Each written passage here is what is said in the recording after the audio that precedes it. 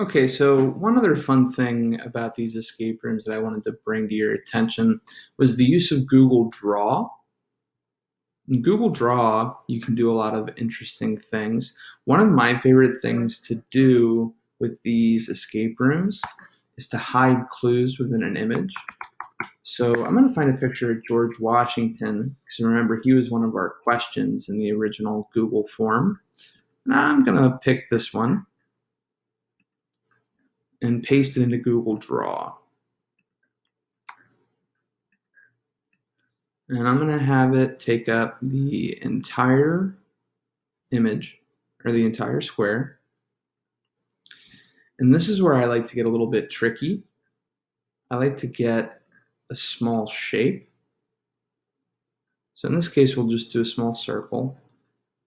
And we will hyperlink it to our clue sheet.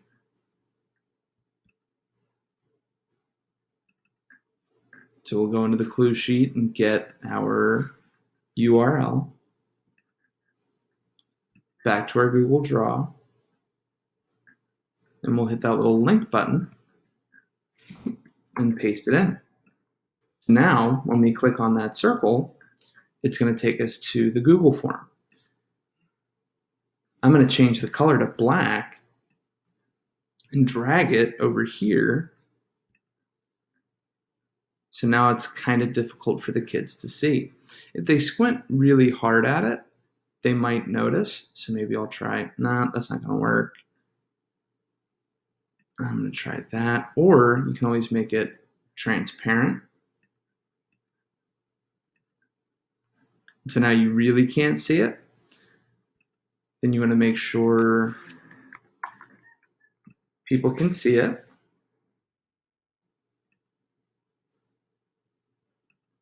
I like to make it so everybody can see it.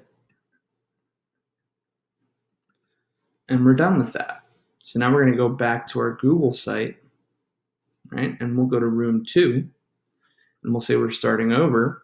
We'll go back to our drive, escape room, and we're going to add our Google Draw picture. And then you got to give them some kind of clue. So we'll say George is hiding something in his clothes. And then they're just going to start looking and looking.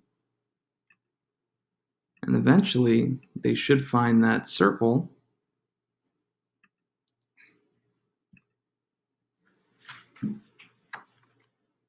You might have to view this as a published site to see if it works. But since you know where it is, boom, you've got the clue sheet now. So that's one interesting way that you can hide clues. So there's the hyperlinked image I showed you. You can hyperlink text. One of my personal favorites is to hide things like this in there.